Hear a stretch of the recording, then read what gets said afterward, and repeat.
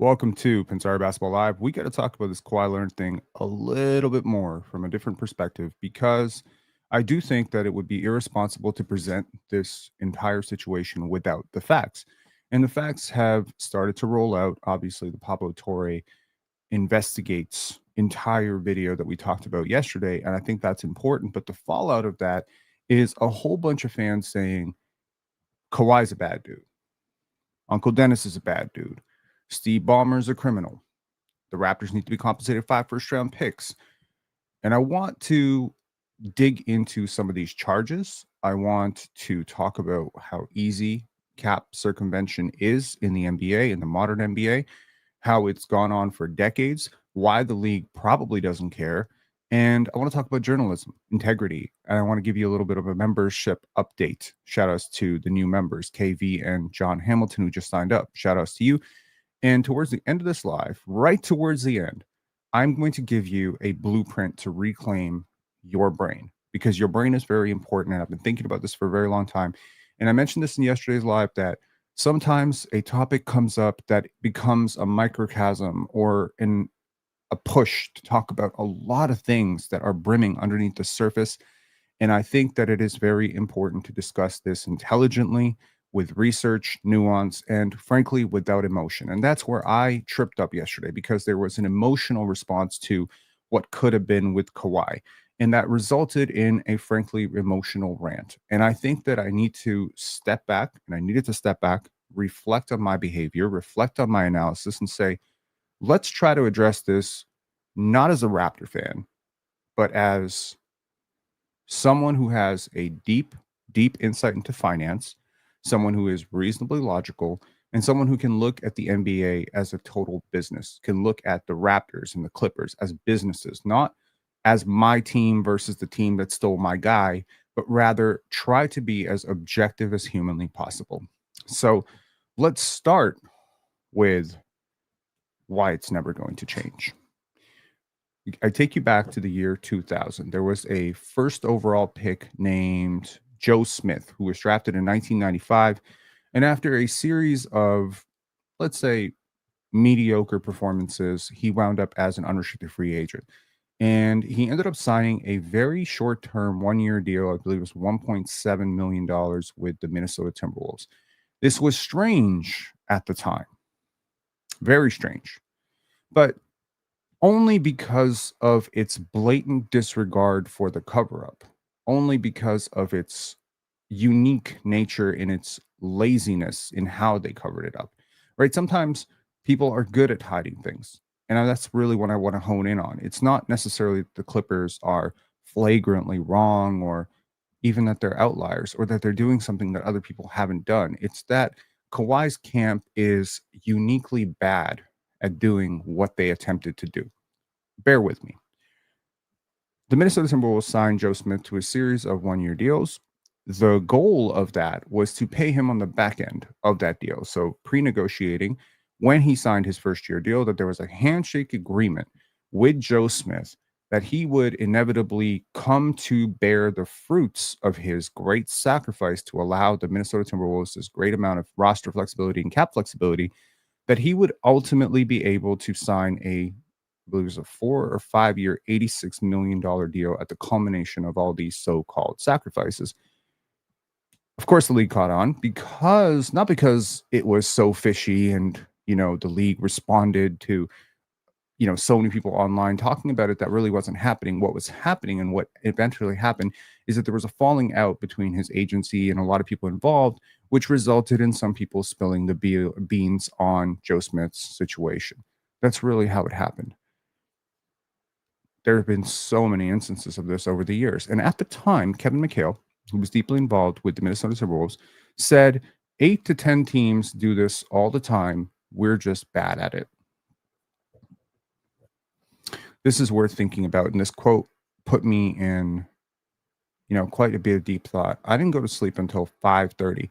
Initially, I thought I would be making a video. No, I sat there with my thoughts, staring at a wall, thinking about what all of this means. And I do think that thinking is important sometimes. You don't have to be browsing and reading and researching all the time. Sometimes you research, you browse, and then you sit down and you think.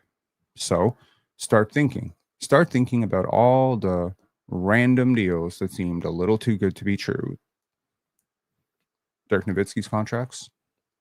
People applauded Dirk for sacrificing for the team, but the team didn't really win championships following those sacrifices. In 2014, Dirk started to take a series of very odd deals, which amounted to like 5 million here, 7.5 million here, then a random $25 million payment in the third year.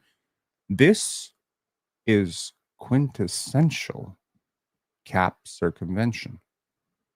It's exactly what it is. Per the rules of cap circumvention and how the league defines cap circumvention, any deal, any promise of future payment, if you come into my office and I'm a league executive and you're an agent and you say, my client will sign for the league minimum if you guarantee him a job at the front office after he retires, that is an example of cap circumvention.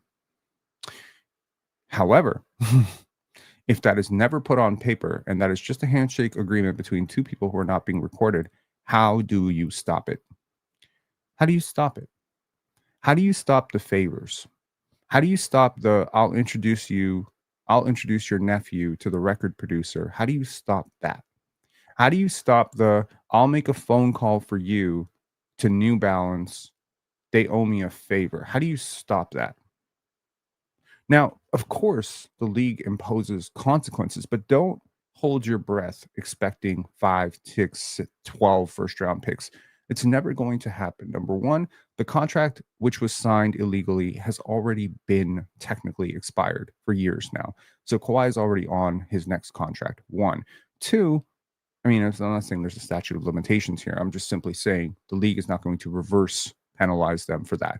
They cannot void a contract that wasn't signed under the false pretense of cap circumvention. So he's already on a contract that allegedly is signed fairly.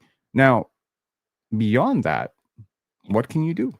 The new CBA has strict rulings on the limits imposed on teams that break these infractions. Some rules are put in place for show, and some rules are put in place to stop something from happening. This rule has been put in for show. It is to show the casual fan who will not dig past the basic level that, look, we are against this. This is the moral, intellectual, whatever, social equivalent of do you affirm or do you disavow, right? If all of your actions are racially insensitive and racist in nature, you disavowing David Duke does nothing for me. If everything in your business operates kind of shady, you imposing a penalty, and a soft one at that, against teams found breaking your rules is not a real rule. It's not really showing me that you have any real incentive to follow the rule if you're a team in the league. Now, it's interesting that yesterday I said that the Raptors were unable to do this, that they couldn't do this because of the board. And that's what got me thinking. I was like, let me read the rules. What can actually be imposed? My guess is that the Clippers may, and this is if the league wants to really drop the hammer, lose a little bit of money, which is, by the way, for a man worth $153 billion as of yesterday, a $5 million fine is nothing. They may lose 1 or 2 draft picks. I think the limitation is one first round pick. There will be no David Stern-esque hammer dropped on the LA Clippers.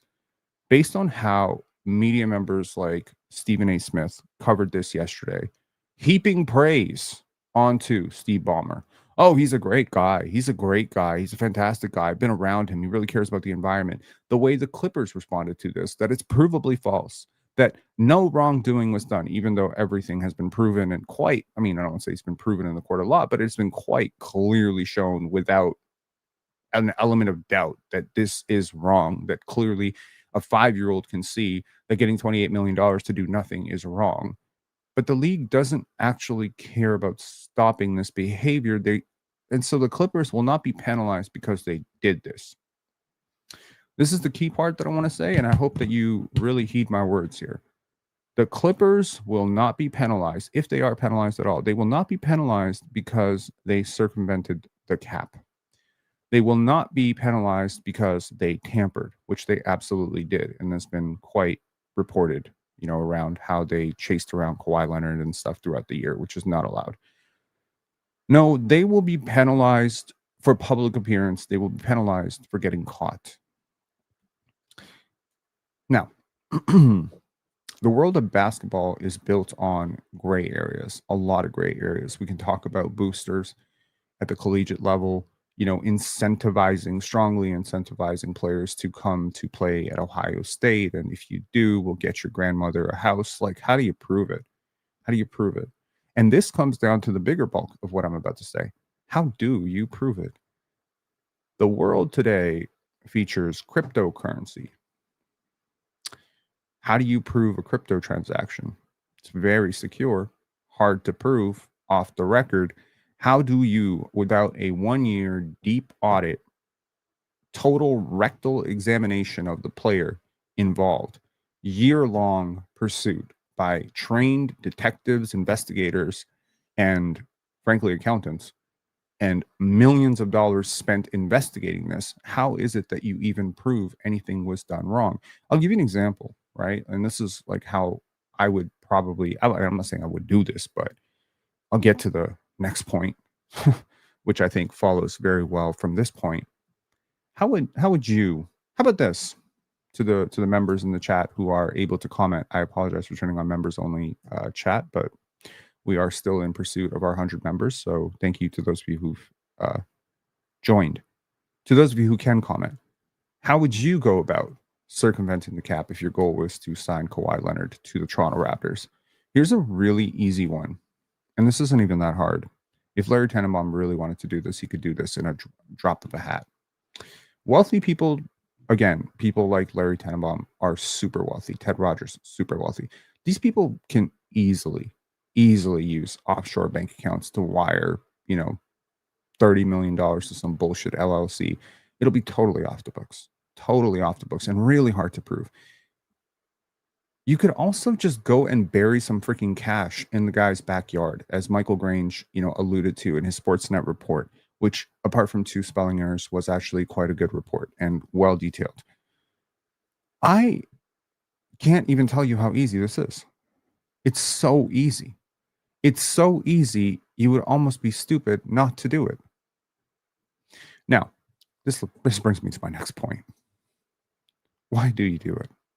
There was a report initially covering the Joe Smith situation, which lauded the Minnesota Timberwolves for doing such a stupid thing, but only in the context of you did this for a non-superstar.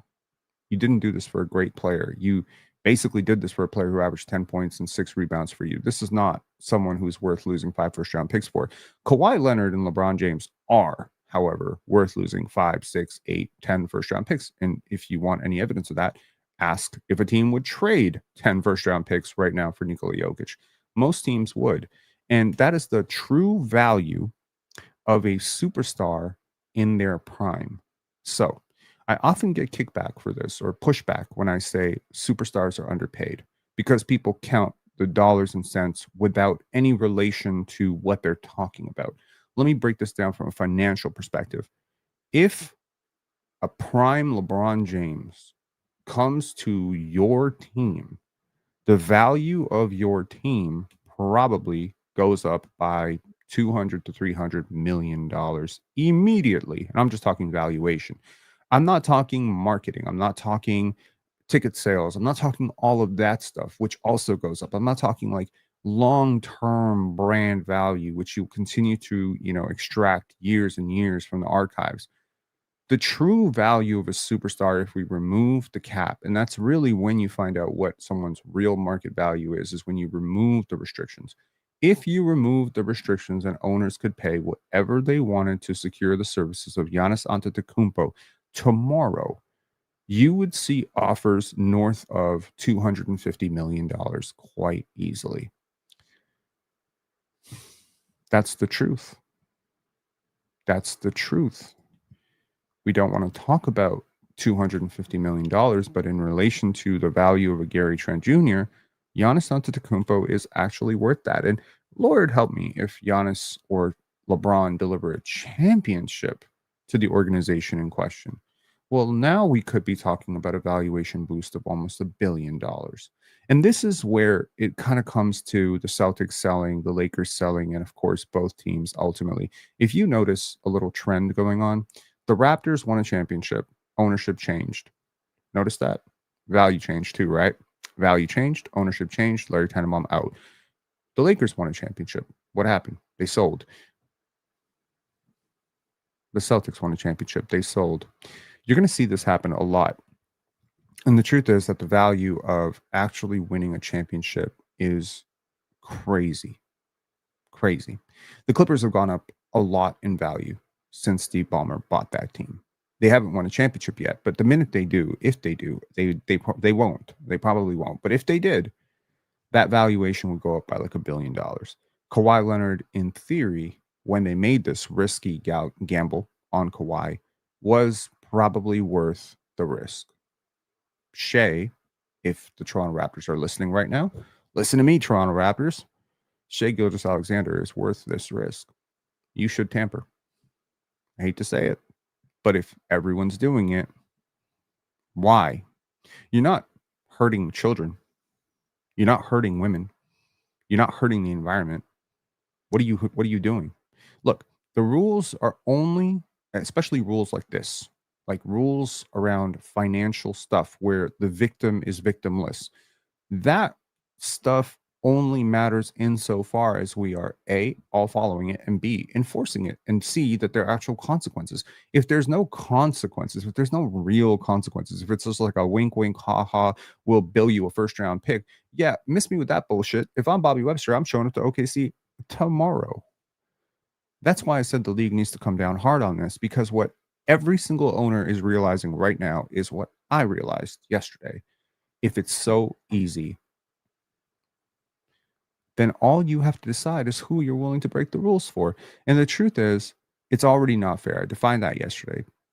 But in reality, the value of a true superstar like Shea Gilgeous-Alexander in his prime is frankly too much. It's too much value. It's too much value to ignore the benefit and too little of a consequence to care. And that's why it really won't change until the NBA removes the cap altogether, which they won't, because that would allow Steve Ballmer to field a super team. If you remove the cap altogether, you will have a competitive imbalance, the likes of which nobody really wants.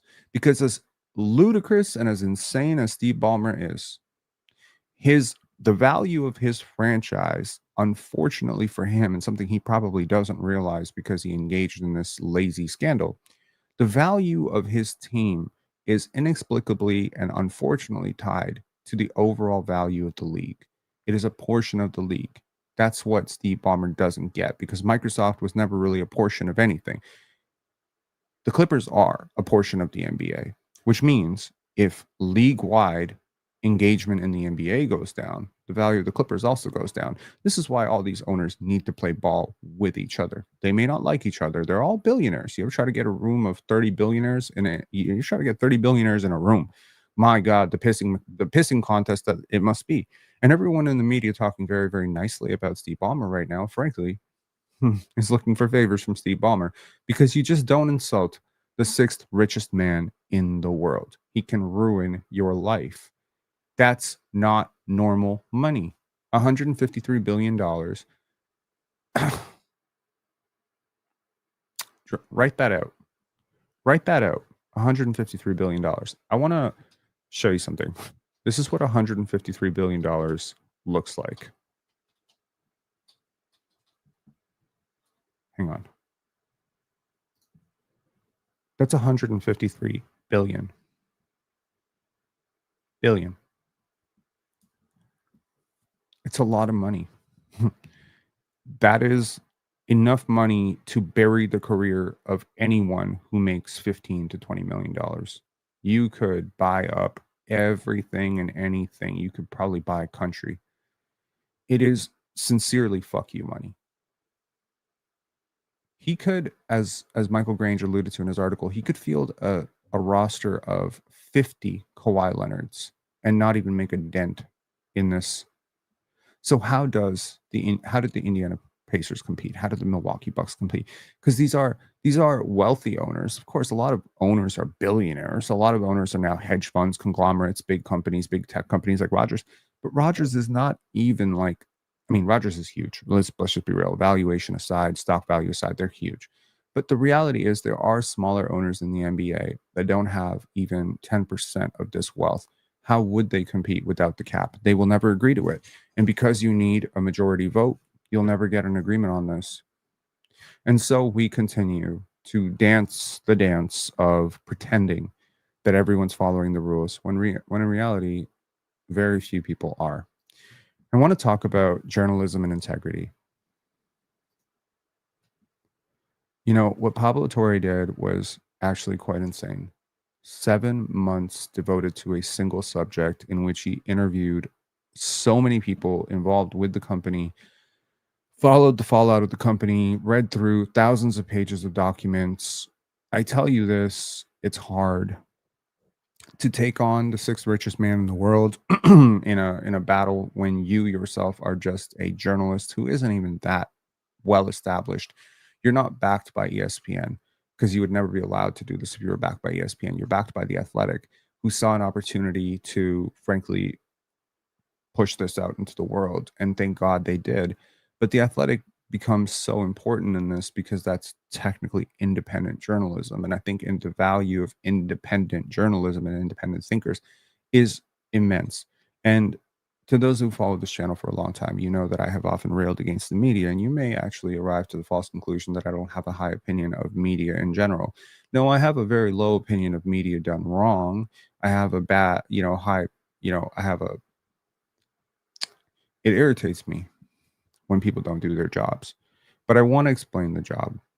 It's very easy to shit on other people and what they're not doing, but try to understand their situation too.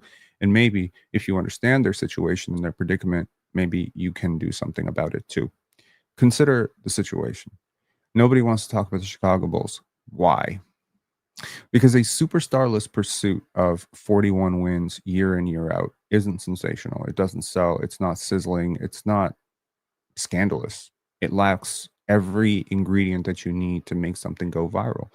And so if you are in fact somebody who works at a publication who, really wants to write about Josh Giddey's Chicago Bulls, they'll just tell you it will never generate the ad revenue required. It's not worth our time. We're paying you to write about LeBron, write about KD, write about this, write about the Knicks. We don't want you writing about the Raptors and Scotty Barnes. We don't want you writing about these middling teams until they do something amazing. But amazing is not always good, because the Detroit Pistons lost 28 games in a row 2 years ago and caught a lot of media wave for that. They were the talking point of the entire NBA. Everyone was laughing at them. Everyone was talking about them. And you know what's interesting? Last year, they improved by 30 wins and probably didn't receive 10% of that publication or that praise. Why? How is a 30-win improvement not more sensational, more spectacular, more amazing than losing 28 games in a row? You see what I mean?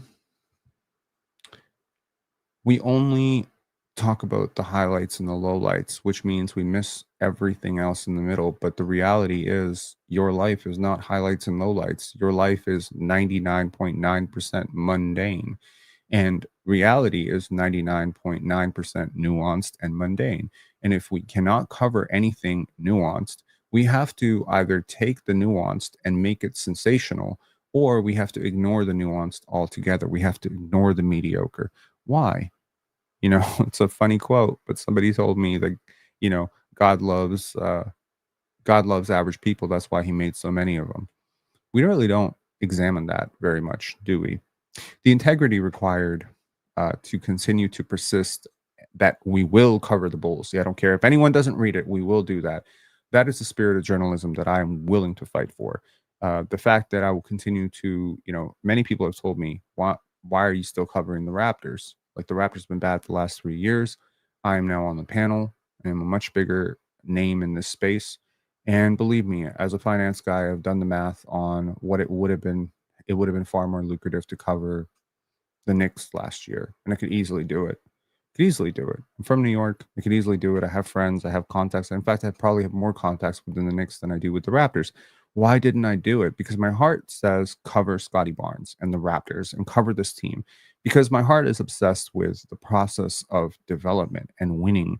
And I don't think winning starts when you walk to the podium to shake Adam Silver's hand and receive a trophy. I think winning starts when you lose. I think winning is this, what we're doing right now, developing good habits, changing culture. I am obsessed with this. I love this team. This team is way more fun to cover than the 2021 Raptors that won 48 games. Believe me, the last year was not at all torturous for me. Some games were hard, but not at all an unfavorable experience. Even if the money isn't the greatest, even if the views aren't the greatest, I don't care. And never, ever in a million years would I look at my own pocket and say, you know what? I just hope we trade for Damian Lillard so a lot of people pay attention to this team. Like, go back and check our videos. I want to say about a year and a half ago or a year ago, right around the a year and a half ago, RJ Barrett trade, Pascal Siakam trade. Like, there were videos that we made that were pretty pedestrian that got 67,000, 100,000, 200,000 views. And over the last year, we haven't even touched 15,000 on a single video. I don't care because I am patient, because I am persistent, and because I believe in delayed gratification. I believe that we are on the precipice of something pretty amazing with the Toronto Raptors. I think we're watching beautiful basketball. I think there's an opportunity to learn, to grow. And through long form content, we are doing that. I think what's wrong with journalism today is number one, it is under attack. You know, there's a constant harping against the media, like the media is this, the media is that. There's that. Number two is real investigative journalism takes a great deal of persistence, patience, context, time. And we are in a 24-hour news cycle where you'll be a journalist who'll put together 3 months of research onto something that most people won't even read all the way through, even though it's a two-page article. This is the point. Long form content is good for your brain. I'll explain why later, but it is very, very important to realize that good journalists are rare today and they are going extinct. And they're going extinct because people won't pay for it. People are used to getting things free and quick.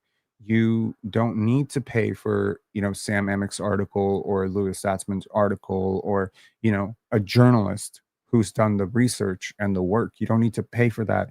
If you have a TikTok reel that is condensing that article into a 30-second snapshot. Give me one sec here.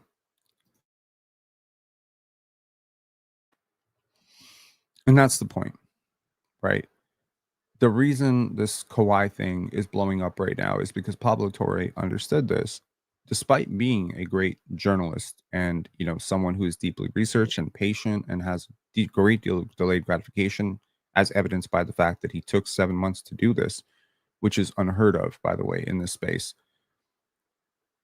People are accusing him of all sorts of things. People are accusing him of being a clout chaser, a gimmick, a sham artist, a snitch. And they're doing so without even devoting the 80 measly minutes required to at least watch his video. How silly is that? He spent 7 months, condensed it into a bite sized 80-minute podcast, and people have watched maybe 8 minutes of that, if that, because that podcast of 1 hour and 20 minutes, this is consider the condensation or the condensing of this information. He condensed 3,000 plus pages of documents and 7 months of research into an 80-minute video, which was then condensed to a 4-minute reel that the average person currently commenting on has probably watched 30 seconds of. I was on a podcast yesterday in which many people, I'm not going to put names on it, went out of their way to offer deep opinions about this stuff without even doing 2 minutes of research on it. I was looking at Samson's tweet today, and there was a comment down there, about somebody saying this entire thing is wrong, it's all false, and it's just like didn't you arrived at this opinion in 7 seconds, 7 minutes. How can you be so sure? How can you be so sure? Is irrational level of confidence in an opinion. Look, this is a free country. Sure, Canada's a free country. America's a free country. Say what you want. Freedom of speech does not, however, equate all opinions. There are researched opinions, and then there are bullshit opinions, and then there are facts, and there are emotions, and we need to distinguish between the two. There is really good journalism, and it deserves applause. And then there's lazy journalism. Lazy journalism. It's a little bit like being on the Autobahn, right? Shout outs to you if you've heard of the Autobahn, like this big highway in Germany, where people just go as fast and there's no real speed limit from what I understand. And the problem with being on the Autobahn is you're basically going as fast as the traffic. And this happens a lot here too, right? If you're on the QEW or the 401 or whatever, there may be a posted speed limit. But if you're in the fast lane and everybody's going 130, if you go 120, you're the one who's going to create a crash, right? If you go 110, you need to change lanes. This is the problem with what we're doing right now because we are getting so much information all the time and we feel like someone got it covered. If it's important, someone will tell me. There's a show which aired in the 90s, early 2000s called Boy Meets World, in which there's a character, Mr. Feeney, and he talks about the laziness of that generation, which is hilarious because attention spans were so much better back then than they are today. And he said Gutenberg, Johann Gutenberg, who invented the printing press, his generation thirsted for a book every 6 months, and your generation gets a new web page every 13 seconds. Now, this 13 seconds has condensed and condensed and condensed to the point where we now have artificial intelligence. And I'll talk to you about how to reclaim your brain right towards the end of this, as I promised. And I think that it'll be valuable for people because I do believe that our members, our subscribers, and our community, my goal, of course, is that you grow. You know how many of you, I mean, you'd be surprised how many of you have reached out to me via DM on Instagram to announce some sort of new company you're launching, new podcast you're launching, all sorts of things. Every time someone from this community goes on to do something really cool, really scary, I'm always amazed and I'm always proud that, and I'm always hopeful that the time you spent with us, with this community, helped, because I am blissfully aware that your circle is your social is your net worth. That being around people who are critical thinkers will help you become a better critical thinker. That being around people who are ambitious will help you be ambitious. Being around positive people, this will help. Which is why I am so often distraught and emotionally hard on myself when I veer away from the stated goals that I myself want to hold myself accountable to. When I spaz out on a chat member or when I, delve into a week of negativity, I hate. I hate it. I don't want to do it. I'm getting better. I'm getting away from it.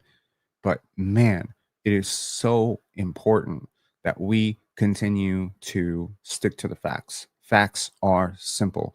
A man spent 7 months investigating fraud. You don't have a right to tell him that he's wrong after 7 minutes. You don't. You frankly don't. My aunt used to say that very little information is a dangerous thing. She told me this when I started commenting on George Bush's economic policy, right?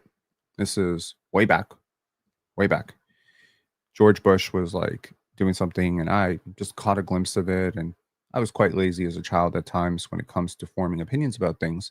And I started going on and on in my well spoken way about how silly what George Bush was doing. Now I was right, but I didn't have even 1% of the information needed to formulate that opinion. I just threw a dart and I was right. And it's important to realize that sometimes you can be right without deserving to be right. And my aunt stopped me and quite harshly scolded me and said, "You haven't done the research to arrive to this conclusion. You haven't done the work. Too little information is dangerous. I will counter to my aunt if she ever watches this and say too much information is actually quite dangerous too. It can overwhelm.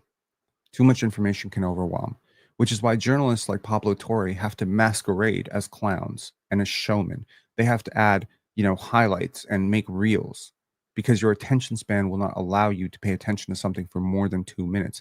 If you've ever wondered, why I started this channel as a quick hitter, everything was quick, flashy, whatever, and why I veered further and further towards lives. I'll be honest and say at least 1% of it is that I believe that these lives are harder for me. They're not more time consuming, they are harder. Thinking this quickly, speaking without rehearsing. I haven't rehearsed a single point that I'm saying right now. Everything is off the cuff. This is important to me. This is a skill I wanted to develop. So, number one, it's a hard thing. I want to do it because it's hard. Number two, I want to do it because it's time efficient. Let's just be honest. I'll take 15 hours to edit a video. I'm a notoriously slow editor. And at the same time, I can do similar things and I can probably break it down longer. The other reason that was very fundamental to me was a specific email that I received from somebody that said, please keep doing lives. This is when I was just dabbling into lives. And they said, please keep doing lives. And it's important for people to engage with long form content because it disrupts the rhythm of their social media algorithm. When you pop up, provided you are not droning or repetitive, and you are able to condense your thoughts into, something packageable, like not 2 3 hours, let's just be clear, but try to condense your stream of thought and your logical process into a 1 hour package. It's good because it breaks the rhythm of the 30-second brain rot that is happening. And I said, man, I've never thought about that.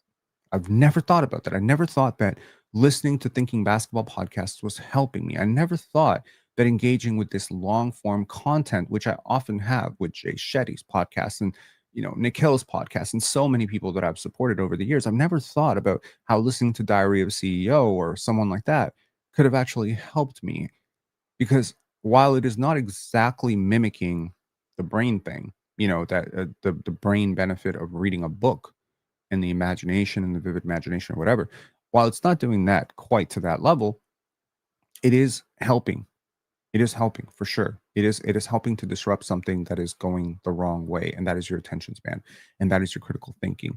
And I think that as long as we can stay honest, ambitious, clear, and positive, I think we're going to continue to do a good job with this channel and hopefully help others as well. I think that that's important. So, to the point of journalism and integrity, I think it is increasingly rare, and I don't hold all of these journalists necessarily accountable to the same degree. I don't blame them. I hold them accountable. I don't blame them. I don't blame them because I understand what they're up against. I understand that they have families, they have bills to pay, and I understand that I'm in a unique position right now financially where I don't have to think about that as much. I'm not in a dire need of like, oh my god, if I don't make enough money from YouTube next month, my rent won't be paid or my mortgage won't be paid. I don't have kids. I'm a notoriously frugal person. I've been working for the last 25 years. I am not good by any means, but I am not desperate enough to have to sacrifice morals and integrity to push out quick hitter content, or to even want the Raptors to make some win now move just so the podcast will improve because the Raptors will improve. You see what I mean? But a lot of people are in that situation. It's not necessarily fair for me to sit on my high horse here and then judge those people. I think what I'm more cognizant of is the environment that journalism has to navigate in today's modern world. And so what you need is you need to do what the Diary of the CEO is doing. What is the hallmark and what is the success formula of the Diary CEO? They give you a 30-second to 40-second quick reel at the beginning of the podcast, which teases the podcast and seduces you into watching the long form content. This concept of adding a teaser before the main meal is almost unheard of like 50 years ago. This just wasn't required. People were like, this is an interesting thing, let me devote an hour to this. I think there's also like, okay, I think I need to talk about the rest of this with the reclaim your brain stuff. Membership update. I spent a good hour and a half yesterday talking to what I presume to be a chat robot on YouTube, but was actually a person. Shout outs to Kelly. Apparently, you're a real person over on YouTube. And I tried to get to the bottom of this thing with the memberships. Now, I just want to introduce the entire thing for anyone who's not aware. On August 17th, we launched memberships. This membership offer was sent to me on August 5th. The clear terms of the membership were that I had 30 days from signing launching memberships to amass 100 members, and that YouTube would pay me $30 per member signed up. This is why I've pushed members. This is why I have a members only chat on right now. I'm trying to get this money, yo. I'm thankful to everyone who has supported this. Now, on September 2nd or September 1st, I received an email saying, "Good, this is this is how many members you've amassed, and you have until September 5th to do this." Now, I was confused as hell because we had 63 members and they were only counting 37. So I was confused. I was like, "What's going on here?" Read the terms of agreement last night. Gifted memberships don't count. So apparently, if you were gifted a membership, you don't actually count towards the grand total of 100. So now I have to work even harder to get back to 26. They're not going to count. Number one. Number two, I was told in that email that I only had until September 5th, which makes no sense given that I launched on August 17th. I should have until September 16th. My math is correct on this. And so what ultimately happened was yesterday, I was told that in error that I will in fact have until September 16th to finish this out. Now, my only regret at this point is I launched memberships too early because I know so many people are checked out because of the Raptors content. Most people probably tuning in late September. If I had launched this on September 5th, I would have gotten right up to October 5th. So my goal is to introduce and do enough lives and maybe make enough good content to earn 100 memberships. I do not have false entitlement here. I do know I have to earn this. So before I talk about reclaiming your brain, in the age of mass dopamine hits in social media, I want to give a quick shout out to all of our members, not just the VIP members. Carly Vuz. Okay, hang on. Let me just do a screen share here. This will be much easier. Give me 1 second here. Here you go. These are all of our members. Shout outs to Carly Vuz, Ron, Leslie K, KV, John Hamilton, Ezra Michaels, Tony Horvat, Obi-Walk, Karen Hall. There's no easy way to browse this, is there? James Stanton. Oh man, it's gonna do that thing. Hang on. Let me do my best here. 1 sec. There's got to be a nicer way to browse this. Hang on 1 sec. This is it, I think. Tony Horvat, Obi-Walk, Karen Hall, James Stanton, Nomadic Ivories, The Canuck is Here, Faz Musa, Andy Walken, Mugarbe, Disc Revered, became a VIP member. Thank you very much. The homie Nicked, Matt Vinali, my bad. Anthony P, Not Another Shrubbery, Low Gray, Oak Tree 34, Apex Glass On became a VIP member. Jeremy, Isaac Tanner, Pete, Leon Richard, Rafael Montano, DeBertle, Teamer, please correct me, man. Michael Todd, Sean Stevenson, MK, Liam Bloor, Mike Eva, Randy Rail, D Smoke, OKJ Beats, Mr. Purple, Military Man, We the North, Paul Blunt, Keon Follett, KP, Kevin Killix Rio, Mr. Canada, Mark Tavares, Gavin Van Wold. I hope I said that correctly. Julius, Ivelo, Ivitimov. I apologize. I completely butchered a Eastern European, and now I've lost it. Hold on 1 second. Completely butchering an Eastern European last name. Sometimes I struggle with Evtimov.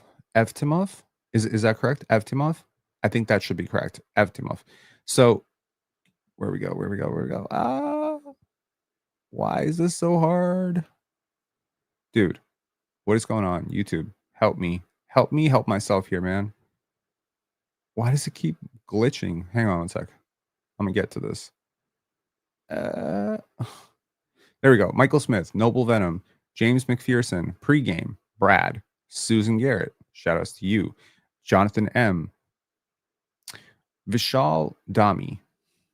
Man, this is clunky as hell. I apologize. James Mike Cena. My God. Ashish. I think I said that correctly. Carvin Chung. Bueno Kitty. Rakib Green. Gregory. Bryce Lawson. Iben. Alexander B. Chosen. Springer. Zigsaw Puzzle. Ricky Rock Toes. D Shoot. Dylan Shoot. Addis. Ad is on top. Not Donald Fagan. Arkbird 578. Sub Zero 2621. 26201. Tyler Young. Cass. My God. I'm sorry, guys. Thank you so much to all of you guys. Don Moore. Donald Moore. WYSO.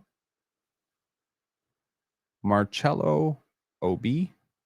188. Ransom. Stanley WK. Troy Knights. Steven Cisco. Cindy Sideris, and Pepperjack, who also generously gifted a whole bunch of memberships. Thank you so much. Close that up. Let's get to reclaiming your brain, man. Also, big shout outs to Headbum and, of course, Michael Mayers. You have seen Michael on the chat. He's a friend of the show. Tetrahedron. You've seen Michael on video. He's come on. He basically tried to. I think we almost co-hosted a show once. Shout out to Tetrahedron as well for becoming a YouTube member. Okay, let's get on to reclaiming your brain. Okay, first and foremost, you must untrain yourself away from not liking hard things. This is so important. Everything that is hard is not something to be avoided, but rather something to be leaned into. There was an episode of Diary of the CEO where there was an Indian man who came on, whose name I'm forgetting right now, and he said that if you had the worst life, then you should have the most wisdom or the most trauma, and it's really up to you to make that choice. Leaning into hard things sets us up for potentially failing at those hard things. Like, we can fail at something. If I try to get 100 members, I can fail. I know I can fail. There's a chance to fail. If I try to get 10 members, I can't fail, right? It's almost a certainty that at least 10 people will launch. If I set out, like when I was launching this channel 3 years ago, and I set out with a stated goal, I want to be the #1 Raptors podcast within 2 years. It's also important to give yourself some time to do things. I didn't say I want to have 100 subscribers by 2 years. That would be surefire success. I set myself up so that I could fail because I actually don't mind failing. I like to fail forward. Yes, you did. Yes, you did. In fact, as I mentioned earlier, everyone has until September 16th on the dot to sign up if you want to sign up. I think we're about 50 short at this point, but we're going to keep pushing. And I'm not begging for charity, guys. I will refuse to do that. I'm going to create content that is going to make you want to do this. And if I can't, then I can't, and I don't earn it. That's cool. Important to realize, you need to be consistently learning and relearning. Now, I had a long discussion yesterday and disagreement on basketball training, okay, with basketball players who have played professional basketball. And we kind of got on each other's nerves a little bit on the panel. Just shout outs to Ron and Ox and whatever. These guys who played professional basketball. These are guys who play basketball at a higher level than me and will whoop my ass one-on-one right now. However, I have spent the last 2.5 years to 3 years of my life learning everything I can about basketball training, especially as it pertains to how NBA players are trained today. And this includes the on-record interviews with several prominent trainers in the NBA, but also hundreds and hundreds of conversations off the record with trainers, with questions I had about their clients, their techniques and stuff. This is an obsession of mine. This is called learning. I did not take what I learned in 2001 and then just propel it forward and just pretend that everyone who doesn't agree with me is wrong or new age or stupid because it used to work for me in 2001. So why doesn't it work for you? This is an important thing, right? How Foolish said all the membership options count towards $100. Yep. Yes. from what I understand. No, not from what I understand. From what I clarified yesterday in my 1.5 hour headache with YouTube, yes, every single membership counts. That being said, okay, so reclaiming your brain involves starting to enjoy hard stuff, right? It's important. Number two, encounter hard emotions. This is important. You're blocked up. You blocked up. Every time, let me give you a couple of examples. Okay. I'll give you two famous examples and I'll give you sort of a not as famous example without spilling the name, but it'll be obvious to everybody who listens to me who I'm talking about. So Stephen A. Smith went on a rant yesterday about the Kawhi Leonard saga and ultimately used this opportunity not to discuss the nuances of Steve Ballmer and the CBA and provide any real insight, but rather to scream obscenities and nonsense into a microphone about how Kawhi Leonard is paid to not work. And he's never encountered a superstar, the worst superstar ever, and he's never encountered a superstar who's done less work to get this much money. And he tried to make it funny and he tried to make fun of Kawhi for his injuries. And look, regardless of how you feel about Kawhi, I certainly don't have any hard feelings towards him. I'm gonna be honest, I don't. I do have hard feelings towards Stephen A. Smith for his lazy journalism and his lazy analysis and his laziness in general.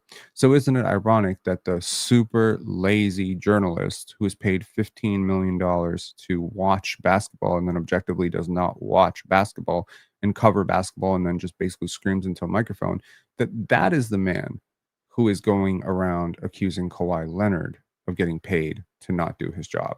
He himself is paid to not do his job because he himself is paid as an entertainer and he calls himself a journalist and an analyst, and he's not those things. He is a clickbait artist. He is a rage baiter. He is a moron. And frankly, I don't want to get too, in lost in the weeds. He's paid his dues in this industry, and he did his work in the early 2000s. I'm sure Stephen A. Smith in 2000, 2001 was a good journalist, but in 2025, he's a clown. And that's what happens when you rest on your laurels. When you do work and then think you can coast for the rest of your life as other people around you continue to do work and call you out for objectively not doing the work. It's interesting that Shaquille O'Neal, one of the greatest centers of all time, largely due to his impressive resume and sincere, unfathomable peak in the year 2000 and, frankly, dominance in the NBA through 1999, 1995, really, 1994, all the way till about 2003, he was a really great player. And it's interesting that it is him who has become this sort of hater of the modern generation and how they play and how they're entitled and how they're earning money that they don't deserve. And Rudy Gobert needs to get his ass in the post. And these guys are not living up to their potential. And Dwight Howard is this. And JaVale McGee is this. And in NBA history, I cannot think of 20 superstars who didn't achieve their potential more than Shaq. Kobe Bryant once famously said, I wish Shaq, took it seriously, would have had 12 championships. If you should have had 12 and you ended up with 4, per my estimation, you underachieved by 66%, right? But that's the same person today who's become a bully to the modern generation, telling them that they are not maximizing their potential. Are you seeing a trend? Are you seeing a trend of people projecting, of people taking their own deepest insecurities and then projecting them onto somebody else? That's why you got to do the deep work, because there's no knowledge without self knowledge. So, in order to reclaim your brain, you first have to get really, really square with the things about yourself that you don't want to see. Yeah, you have to acknowledge that you're sometimes tardy. Maybe you're not a great friend. Maybe you're not a great sister or a great brother or a great boss or a great employee. Maybe you're not always on time. Maybe you're not always reliable. Maybe you're a little selfish sometimes. Maybe you're a bit of an asshole sometimes. These are things to get square with. And then with every discovery of yourself, and it is important to discover who you are, not who you want to be, not who you think you are, not who other people think you are, but who you really are. And when you take that time and you discover something about yourself that you like or don't like or whatever, you really need to make a decision. And it's really one of two things. It's either you're going to accept that about yourself and own it and walk with it for the rest of your life. If you're a poor money manager, if you are disorganized, I own this about myself. I am not a very organized person, and I know that. Actually, that's putting it very softly.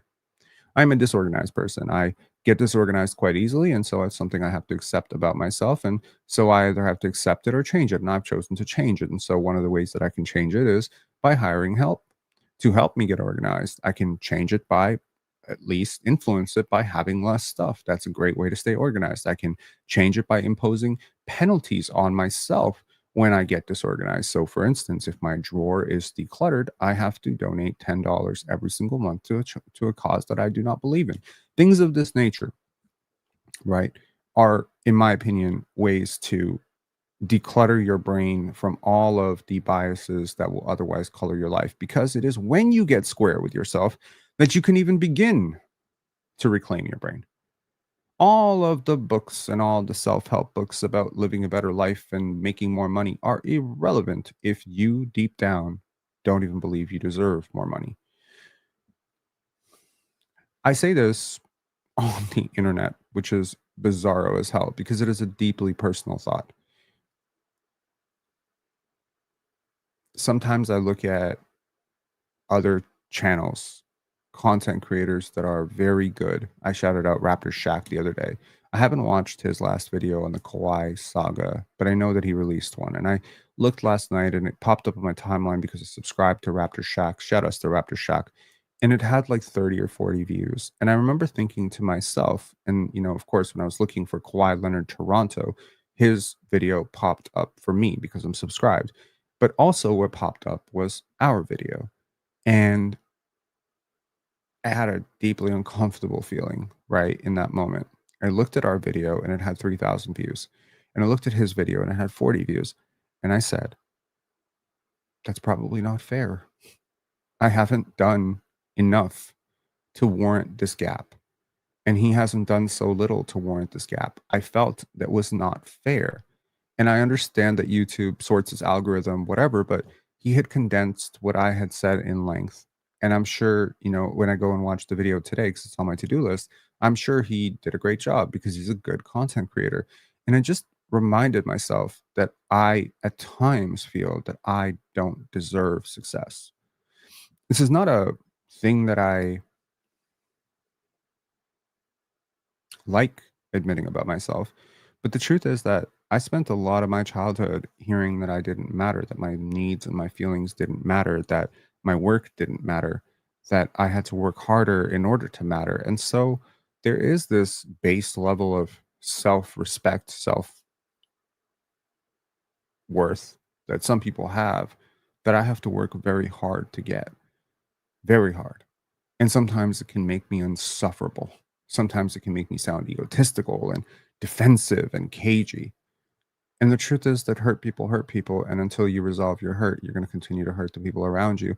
It's taken me a long, long time and a lot of repetitions and a lot of saying it to myself to say, no, Robert, you deserve your success. You deserve this. You've put in so much work into this. You are a consistent content creator. You do good stuff. You're good at this. You deserve this. But every once in a while, when videos stop doing well and subscribers start slowing down, there's that creeping thought of, am I screwing up? It's important, however, to realize that when your results do not match your expectations, it is not necessarily something broken with your process. Sometimes it's just something broken with your clock. It is important to be persistent in the face of self doubt. And that's another way to reclaim your brain. Be consistent and be persistent. Once you have, frankly, gone through the process of getting right with yourself and learning about yourself and identifying what you're willing to change and what you're willing to accept, and you go through that tedious, sometimes painful process of acknowledging who you really are, I think it's important to now outline a map on what you really want to do with your life, irrespective, or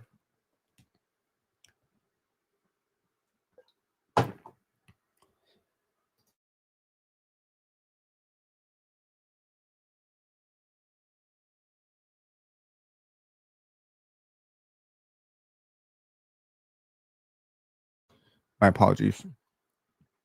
I think, sorry. I'd have to cough so loud. My apologies. I think once you've gone through that process of doing all those things, I think you need to chart a course, and I think you need to stick to it for longer than 2 minutes.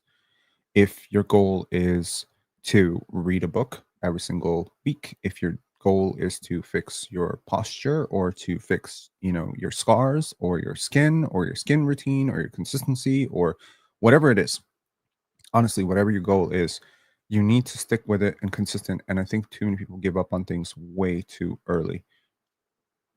The next thing you need to do is embrace doing things for process as opposed to results. It's easy to go through, for instance, like ChatGPT or OpenAI or any one of these things. Way easier to say generate an image of Kawhi Leonard doing this than to learn Photoshop and make it yourself. Way easier, in my opinion, to go to ChatGPT and say, please summarize this Kawhi Leonard saga than to listen to me ramble and rant about it for 2 hours. Way easier, way more time efficient. And you may think, well, if the goal is to learn about the situation, why don't I just take it in as bite size a portion as humanly possible? Why don't I just listen to the tom toms? And the truth is that in the process of learning about anything, we learn other things as well. By stripping away, what you're talking about, this is almost like having food through a tube, right? There's no satiation. You're missing nutrients. You're missing iron. You're missing multivitamins. You're missing a lot of shit here. It's like going to a tanning bed and expecting to replicate the effects of vitamin D from the sun. Like you're trying to make something so synthetic that has to be authentic. The process of learning is difficult. You stumble, you fall. The process of becoming good at anything, it's easier to do things sometimes, it's, here's the thing. There's goals in my life. I want to become a better editor. I want to become a better content creator. I want to become a better speaker. There's so many things I want to do. And those goals are ultimately, easier if I just outsource it. This channel is successful enough that I could pay someone in Bangladesh or India right now $50 a video to edit my videos. I edit every video that we have posted on this channel. So if you've seen a mixtape, I edited it. If you said sound choice, I picked it. I'm not saying you can't hire a team and outsource things that you objectively don't want to learn or don't want to do. That's perfectly reasonable, rational behavior. But I'm saying if you want to get good at it, learn to be bad at it and learn to be comfortable being bad at it. Because in the process of becoming good at something, it's a journey. It's not the destination, it's the journey. They say that a lot. There's a lot of, hippie people who say that. It's true. It's true. The journey is very important. The process of going places, the process of discovering things, learning things is fundamentally important and far more important to your long term health of your brain and your development of your brain than the actual acquisition of said knowledge. Because, yeah, it's through the struggles, it's through the difficulty. I would say 100% mind your algorithms and mind your clicks. Your algorithm, give me a W later on if you watch this video because we have members only chat on right now. If you have ever been 2 minutes into a video and then just had a thought erupt because the video talked about something, clicked onto social media, went on to, Instagram, looking for that thing. And by the time you were trying to look for that thing, ended up clicking on something else. People do this stuff all the time. Shout outs to you if you've ever been in a basketball game and decided to check a box score and just so happened to check social media as well. It happens to us all. It happens to me. And you have to stop it from happening. So if you are, in fact, going to have to be on Instagram or YouTube or, Facebook or one of these apps for your work, mind your algorithm, which means don't just follow everyone blindly. Don't just follow everyone who follows you. You'll often notice that Pensare Basketball hardly follows anybody. Like, we are not doing that because we're snobs. We're doing that because we mind the algorithm. I don't want to, I don't need to know about your meal or what you're posting. I follow Brian Macon on social because everything that he posts inspires me. I'm a fan, bro. I'm a friend and I'm a fan. He's positive. He's not complaining. I can tell you stories, but shit. I'll say this. It's very important, really important to mind the company you keep and to understand that someone posting something and you seeing it is highly unnatural for your brain. It didn't exist prior to social media and the internet. And frankly, 40 years ago, in order to achieve the same thing, which is to show you a graphic image of something you didn't want to see, I would have to literally walk to your door, knock on your door, and show it to you, but you would never open the door and invite the conversation because I'm a stranger. And that's the problem. We have invited millions of people into our homes to disrupt our lives at all times. And so, what I'm saying is, when you have a person in your life who is consistently complaining and consistently negative and consistently, disrupting your flow and with incessant posts about nonsense, unfollow immediately. Don't worry about the consequences. The consequence for your brain is far, far worse. Important. As I said, learn to appreciate doing the hard things. Long form content, books, do that. Number three, disconnect. Disconnect. Give yourself time to recover. Your brain is fragile, man, and we are overloading the shit out of this thing, thinking that by browsing endless reels, we're getting more and more value. The truth is, your brain has a process of filtering, and replenishing.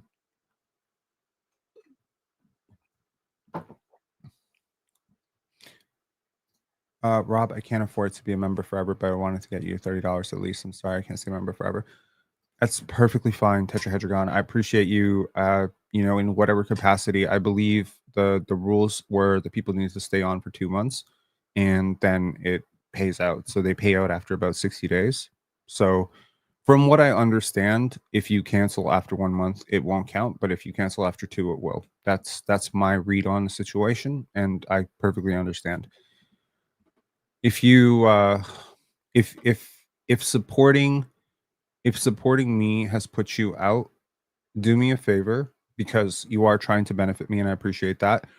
Do me a favor and send me an email to pensarefilms@gmail.com, and I will transfer you back the money that you spent supporting me for the next 2 months. That's not a racket. This is just me, just trying to um, respect that people have like different financial limits. I understand look, I was a financial advisor. I know there are some people who are living like on very little income and have a ton of bills. So you supporting me in any way, the fact that you try to, is very appreciated. And my offer to you is open for the next 2 months. If at any point, this money hits you, just email me. I'll happily email it back to you. Okay.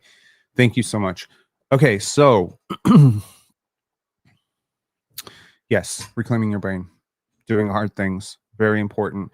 Find time to disconnect from social media. Find time. Find time 2 hours a day, 3 hours a day, where you are with your partner, where you can just engage with each other. If you have a relationship with your children, if you have a relationship with anybody, go out in nature, walk in nature, keep your phones off, keep it in airplane mode. I understand certain people need to keep their devices on them because they feel unsafe without them. You need to understand there's actual utility to your phone. That's great. You have a calculator on your phone, there's a emergency line on your phone, there's health apps on your phone, there's a walk counter on your phone. What you're not realizing is the utility of something can result in the dependence on something, and you don't want to be dependent on a device that is probably doing much more harm to your body by being close to you than good. So the reality is, when you're at home, try to put it away, put it in a box, have a communal box. You may not know this, but when a phone is present on your desk, when you are talking to another person, you are immediately more distracted. Make a policy for your children, for their sake. If you have small children, phones away at the table. Make a policy when you're watching movies, phones away at the movies. This brings me back to a conversation that I had with a relatively famous actor in Bollywood cinema. He had reached out to me about being in one of my English speaking films because he was trying to break through from Bollywood to, well, I won't call myself Hollywood, but North American cinema. And as a very big fan of Bollywood cinema, I actually knew who his father was. And so I started to talk to him about Indian cinema, and he was surprised at how much I knew about it and like how many movies of his father's I had actually seen over the years. And I asked him a very important question, and I said, "Why are some Indian movies," and I when I say some, I'm being kind, most, so easily accessible and so watered down and so obvious, like where everyone is guided into which emotion they're supposed to feel. Here you're supposed to feel happy. Here you're supposed to feel sad. Here you're supposed to hate this guy, love this guy. Why are they so absent of nuance? And he said, people have hard lives. They don't want to spend time at the cinema having to think. And then you go to the opposite, which is, Japanese cinema. You go to, especially in the late 90s, you go to Iranian cinema, you go to Norwegian and Swedish films, Austrian films, and they are very inaccessible and sometimes abstract to the point of deep contemplation. And, it'll make your brain blow. Why are they willing to torture their audiences in this, way? Why are they willing to make people more contemplative? Why is it the films used to, if you want a clear analysis of this, watch two films back to back: Interstellar and 2001: A Space Odyssey. The former by Christopher Nolan, the latter by Stanley Kubrick, and watch the differences. I mean, there are so many similarities and so many, overlaps between these two fundamentally exquisite films. But one of them is just quick, quick, quick, quick, quick, quick, quick, quick, and the other one is slow burn. It's allowing you to survey. I went and watched 2001: A Space Odyssey in 2019 in the cinema, and to my shock, one of my favorite films of all time, to my shock, many of the people in the cinema had fallen asleep by the end of the film. Is it a bad film? No, it's not a bad film. It's a film that forces you to observe, think, be quiet with your thoughts. There are so many films like this from the 80s, 90s, 60s, 70s that are great.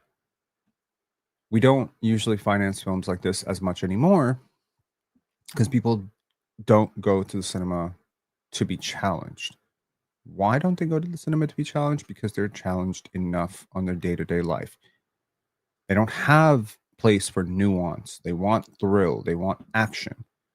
So if you're ever thinking about why blockbusters are the way they are and edits are the way they are, it's because you're being programmed to have no capacity for deep work, deep thought. And the truth is that to be successful in life, you need to be more like Pablo Torre than TMZ. You need to do deep work. You need to fail. You need to persevere. You need to research. You need to be a consistent learner. You need to be willing to have hard conversations with yourself. There's no really, really successful person in any deep, meaningful way as how I would define success who's done it any other way. This is the success blueprint. This is how you live a happy life. And if you want to count Instagram fame and success through scandal and OnlyFans and all this stuff, I'm not disparaging it. Get it how you got it. You want to get money through, scandal and sex tapes, go ahead. But that's not what I'm defining as success for myself. What I'm defining from success as myself is a life well lived, a life happy, nutritious, peaceful, a life where you chase meaningful things on a day-to-day basis and you go out and you achieve them slowly over some period of time. I've talked about the 5-5 rule, I believe, and it's been a foundational changing rule over the last couple of days. If it won't matter in 5 years, don't devote 5 minutes to it. It's a great rule. The 80-20 rule is also a great rule. It's a foundational rule. 80% of your value comes from 20% of your items, 20% of your context, 20% of whatever. The goal of discovering yourself is to more clearly observe the environment around you, clearly observe your relationship to that environment, and ultimately to find those 20%, to be able to more clearly identify the 20%. Get out of the social media jungle, the gym, whatever it is. Get to an actual gym. Take care of yourself. Your mind is the most important thing. You won't understand that until you lose it, and at that point, it will be too late. So it's a good time to reclaim your brain. A good time to reclaim your peace. Get out in nature. Still good weather right now. Go out, take a walk without your phone, or keep your phone on airplane mode. Go engage with a meaningful text that is hard to listen, hard to read, and just try one page at a time. Make long-term goals and then achieve them. Take a long-term goal like a fitness goal or a social goal or a monetary goal.